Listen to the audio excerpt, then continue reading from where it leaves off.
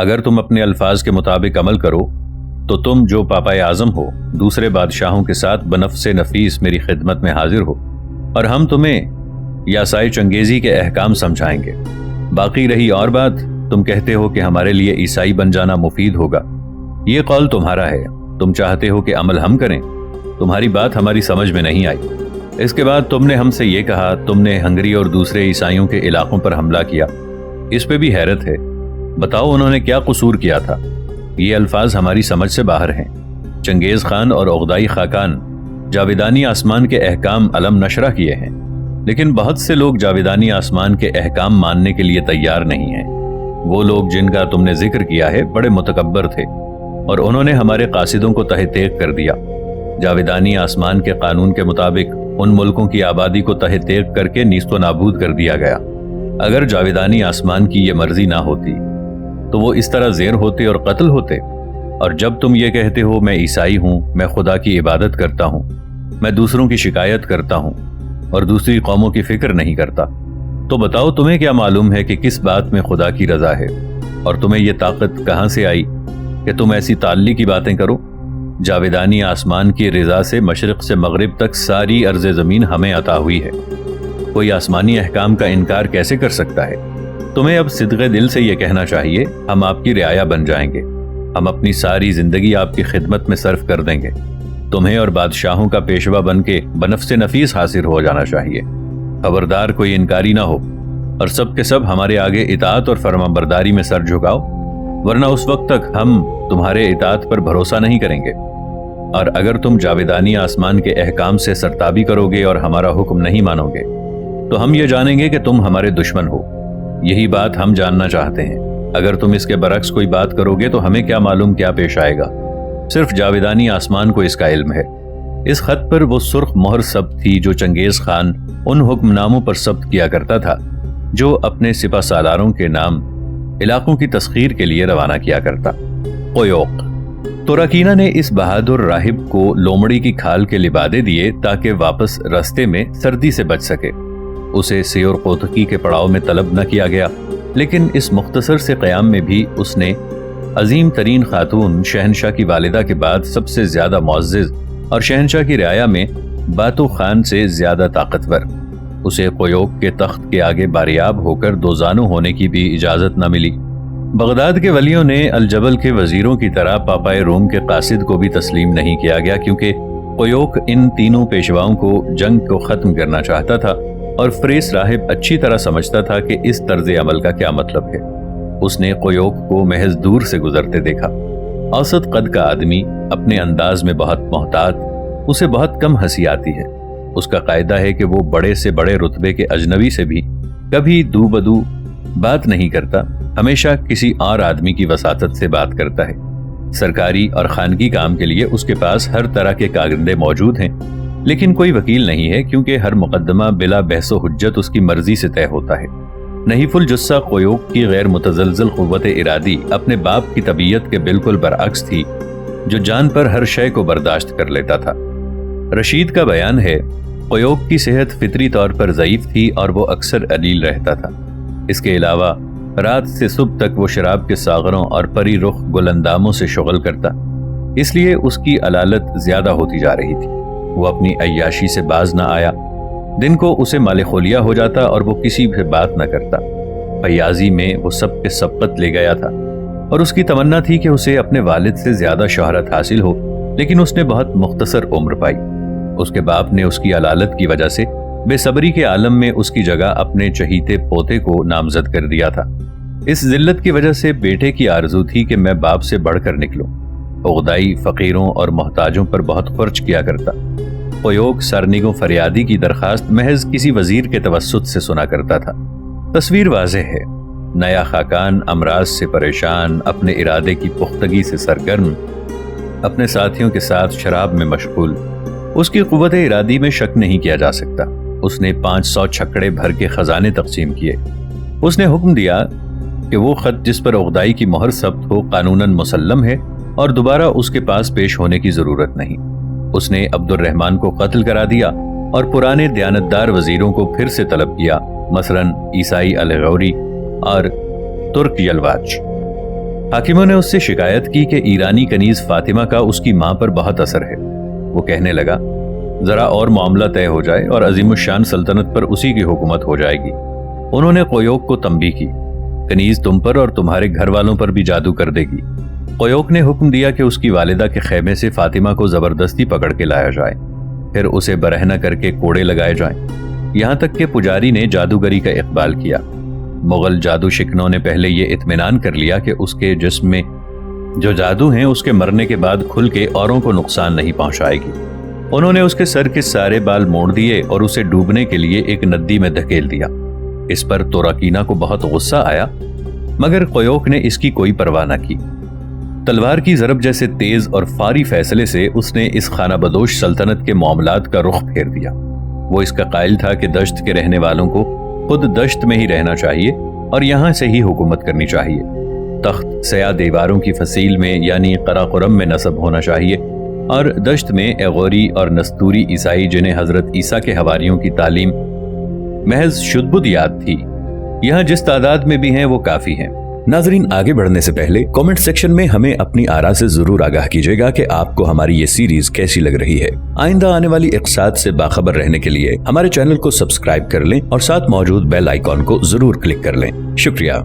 بے حد عجیب بات یہ ہوئی کہ قیوق ایشیا کے بھولے بسرے عیسائیوں کی بات مانتا تھا، لیکن پاپائے روم کے ساتھ سخت و سست لہجے میں جواب لکھ بھیجا۔ چنگیز خان کی تاکید کے مطابق وہ زین پر بیٹھے بیٹھے حکومت کرنا چاہتا تھا اور چین اور اسلام کے تمدنوں کو مغل حکومت کا دشمن سمجھتا تھا۔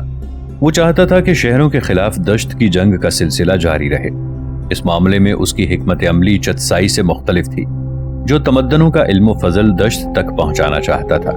اس خطائی نے بہت سے مدرسے قائم کر رکھے تھے جن میں چینی، الغیوری، ایرانی اور عرب استاد مغلوں کو پڑھاتے تھے، اور قیوق ساری دنیا پر مغلوں کی غلامی کا جوا مسلط کرنا چاہتا تھا۔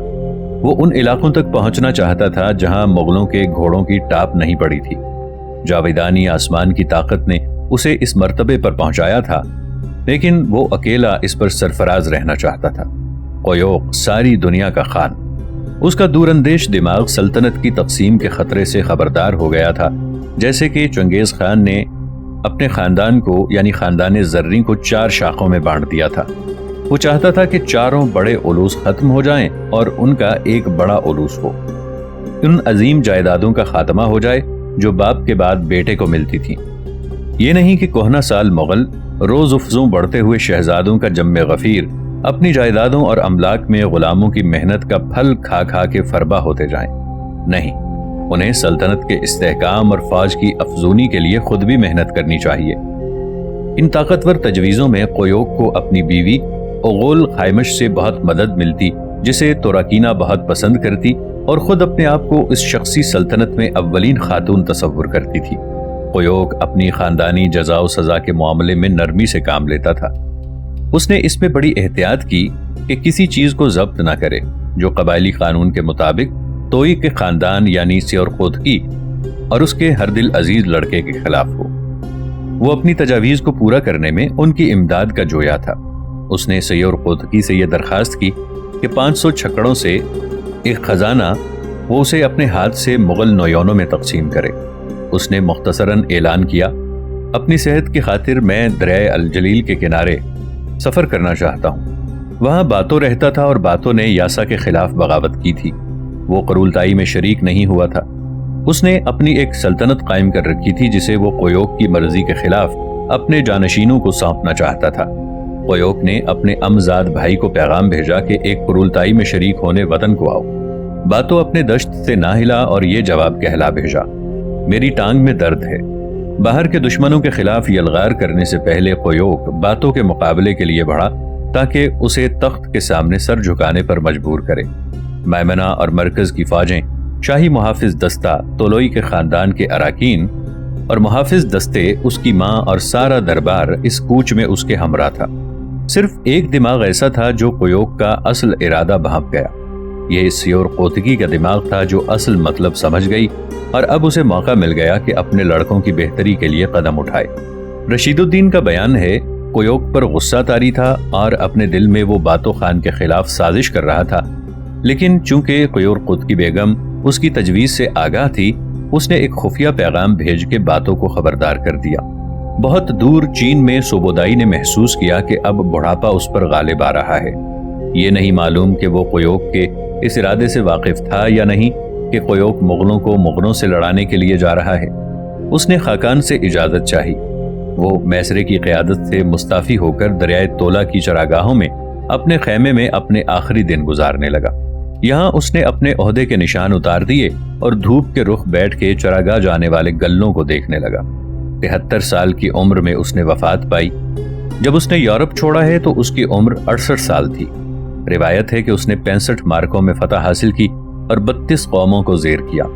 وہ مغلوں کے ہراول کا سردار تھا اور چنگیز خان کے علاوہ اور کسی سپہ سالار نے جنگ میں ایسی شاندار کامیابیاں نہیں حاصل کی۔ مغل اسے ظفریاب کہا کرتے تھے۔ ہوشیار کارپنی کا بیان ہے کہ وہ ایسا سپاہی تھا جس میں کوئی کمزوری نہ تھی۔ شاہینوں کی جھیل کے 2 راستے، لدے ہوئے اونٹوں کے قافلے عظیم شمالی شاہراہ پر چلے جا رہے تھے اور ان کے پیچھے گرد کا بادل عمڈا چلا جاتا تھا۔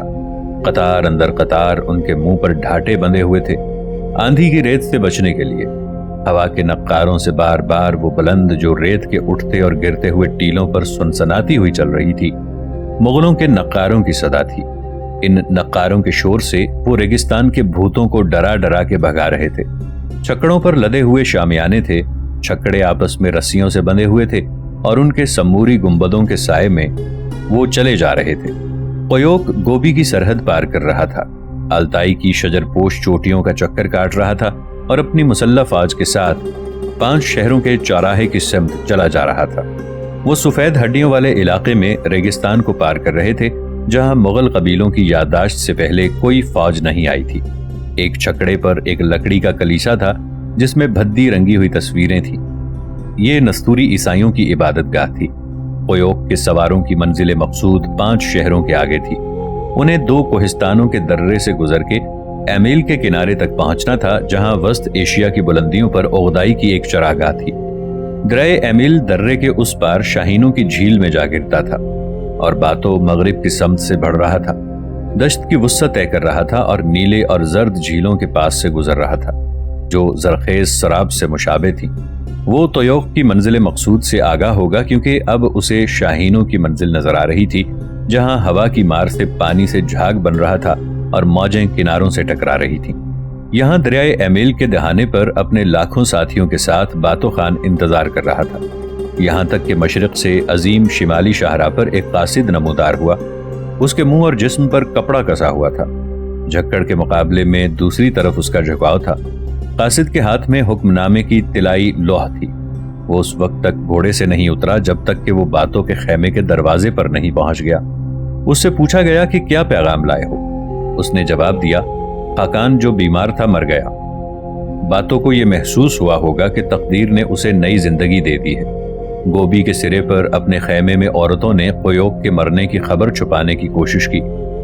پہلی مرتبہ قدکی بیگی قیوق کی بیوی سے مشورہ مانگنے لگی کہ اب کیا کرنا چاہیے۔ انہوں نے حکم دیا کہ تمام سڑکیں بند کر دی جائیں، منزلوں پر مسافر روک دیے جائیں اور وہ قراقرم سے دور کے جنگل کے قریب دونوں فوجوں کے درمیان برف پوش پہاڑ اور ان کا درہ حائل تھا۔ پھر دونوں عورتوں نے باتو خان کے پاس یہ پیغام بھیجا کہ خاقان کی بیوہ اوغول خامس حکومت کرے گی۔ باتوں سے کہا کہ انہیں مشورہ دینا چاہیے۔ سائیں خان نے جواب دیا کہ اس کے گھوڑے جھیل کے کنارے آرام کر رہے ہیں۔ پھر اس نے کہا، میرے پاؤں میں درد ہے، مجھے سواری نہیں کرنی چاہیے۔ سیور قوتکی نے جو ان سے بہت زیادہ دانش مند تھی اس موقع سے پورا فائدہ اٹھایا۔ اس نے سنگوں سے کہا، باتو خان کی عمر پختہ ہے، وہ چنگیز خان کے تمام پوتوں کا آغا ہے اور قرولتائی میں کوئی متنفس اس کی رائے سے اختلاف نہیں کر سکتا۔ دوسرے لوگ باتوں کے پاس نہیں، حالانکہ وہ ان سب کا آقا ہے اور بیمار ہے، تو اس کے پاس اس کی مزاج پرسی کے لیے جا۔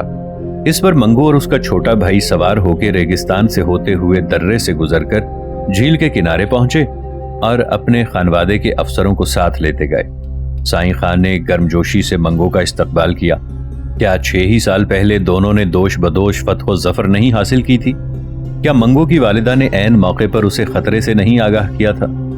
اس نے دونوں نوجوان شہزادوں کی بڑی ہمت بندھائی اور ان کی تعریف کرنے لگا۔ اس کے بعد مغلوں کی سچی احتیاط کے ساتھ سیاسیات کا دلچسپ کھیل شروع ہوا۔ پہلے باتوں نے گوبی میں عورتوں کے پڑاؤ میں خط بھیجے اور کہلا بھیجا کہ منگو اور قبائلی میرے پڑاؤ میں ہیں، دوسرے پوتوں کو بھی یہیں آنا چاہیے اور یہیں قرولتائی منعقد ہونی چاہیے۔ تو راکینہ اور اغول غائش نے جواب دیا کہ دستور کے مطابق قرولتائی صرف مغلوں کے وطن میں ہی منعقد کی جا سکتی ہے، کیرولان کے ساحل کے کنارے اور کہیں نہیں، قرولتائی وہی منعقد ہونی چاہیے۔ انہوں نے اپنے حقوق کے ثبوت میں قبائلی قوانین پیش کیے اور دونوں پڑاؤں کے بڑے بوڑھوں نے اس کی تائید کی۔ معلوم ہوتا تھا کہ باتو خان کی غلطی ثابت ہو جائے گی، لیکن اس موقع پر سیور قوتقی نے بلا پیش و پس، بلا رحم و کرم اس نے یہ اعلان کیا کہ چنگیز خان کے چاروں بیٹے مر چکے ہیں، کیا اب سائیں خان پوتوں کا سردار نہیں ہے؟ کیا وہ اس عزت اور عزم کا مستحق نہیں ہے؟ کس کو حق ہے کہ ایسے وقت میں اس کے حکم سے سرتابی کرے؟ راکینہ اور اغول غائش دونوں جانتی تھی کہ انہیں یہ حق حاصل ہے۔ ان میں سے ایک بیوہ تمام مغل قبیلوں کی سردار اور دوسری بیوہ سرتاج، اور انہیں قبیلوں نے یہ ناقابل شکن قسم کھائی تھی کہ جب تک اغدائی کے خاندان میں گوشت کا ایک لوتھڑا بھی باقی رہے گا وہ اس کی اطاعت کرتے رہیں گے۔ سیور قوتقی نے بحث نہ کی، باتو اور مغرب کی فوج تو اس کی طرفدار تھی ہی، وہ خاقان کی گھریلو فوج میں بہت ہر دل عزیز تھی۔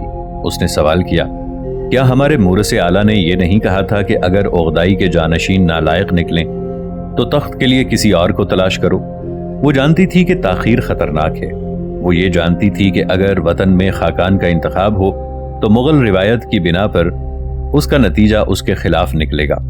وہ چاہتی تھی کہ انتخاب فوراً ہو اور یہاں وسط ایشیا کے مسلح پڑاؤ میں ہو۔ وہ اچھی طرح جانتی تھی کہ مغرب کا رہنے والا حرامزادے کا بیٹا باتو خان ہرگز خاقان نامزد نہ ہوگا۔ بوڑھی تو راکینہ غصے اور حسد سے تل ملا رہی تھی۔ اغول غائش جو سیور قوتقی سے کم ہوشیار تھی شامانوں کی پیشون گوئیاں سن رہی تھی، لیکن منگو کی والدہ نے عملی قدم اٹھایا۔ اس نے اپنے خانوادے کی سپاہ اور سالاروں کو جمع کیا اور گوبی کے ریگستان سے گزر کے پہاڑ کا درہ پار کیا۔ چغتائی کے 2 بیٹے بھی اس کے ہمراہ تھے۔ اب دونوں لشکروں کا بیشتر حصہ اس کے ساتھ تھا اور اس نے یہ فیصلہ کہلا بھیجا کہ قرولتائی باتو کے ہی علاقے میں شاہینوں کی جھیل کے کنارے منعقد ہوگی۔ جب وہ باتو کے خیموں میں گھوڑے سے اتری تو یورپ کے آقا نے تحسین و آفرین سے اس کا استقبال کیا اور کہا، مجھے منگو میں پختگی، فراست اور طاقت کے آثار نظر آتے ہیں۔ تربیت اور تجربہ کاری کے باعث وہی خاقان بننے کا مستحق ہے۔ یہ الفاظ سننے اور اس موقع کے انتظار میں سیور قوتقی نے 19 سال کاٹے تھے۔ منگو اور قبلائی 2 شہنشاہ بن کر حکومت کرنے کی اہلیت تھی، کیونکہ اس نے اس صبر و تحمل کے ساتھ جو دشت کی عورت کا حصہ ہوتا ہے، دونوں کی بڑی سختی اور بے دردی سے تربیت کی تھی تاکہ وہ اس ورثے کو حاصل کر سکیں جو اس کے شرابی شوہر کو نصیب نہ ہو سکا۔ اس کشمکش میں وہ اپنی حریف تو راکینہ اور توہم پرست اغول غائش کے مقابلے میں جیت گئی۔ اس کے دشمن بھی جان گئے کہ وہ جیت گئی ہے۔ تو راکینہ نے باتو کے خیمے میں اغدائی کے گھرانے کی نمائندگی کے لیے قاصد کو کہلا بھیجا۔ باتو شہزادوں کا آقا ہے اور اس کے حکم کی تعمیل ان پر واجب ہے، کوئی اس کا مشورہ ماننے سے انکار نہیں کرے گا۔ دونوں بیوائیں واپس قراقرم روانہ ہو گئیں اور اپنے ساتھ قیوق کی لاش لیتی گئیں۔ تو راکینہ نے اس بار بڑی ہوشیاری کی تھی اور اب شک ہو گیا تھا کہ معلوم نہیں قرولتائی کیا فیصلہ کرے۔ اب باتو خان اس کشمکش میں مبتلا تھا کہ وہ چنگیز خان کی یاد سے وفاداری کرے یا سیور قوتقی کی بات مان لے۔ جب یہ تصفیہ ہو گیا کہ قرولتائی باتو خان کے خیمے میں منعقد ہوگی تو باہمی خانہ جنگی کا ڈر ختم ہو گیا۔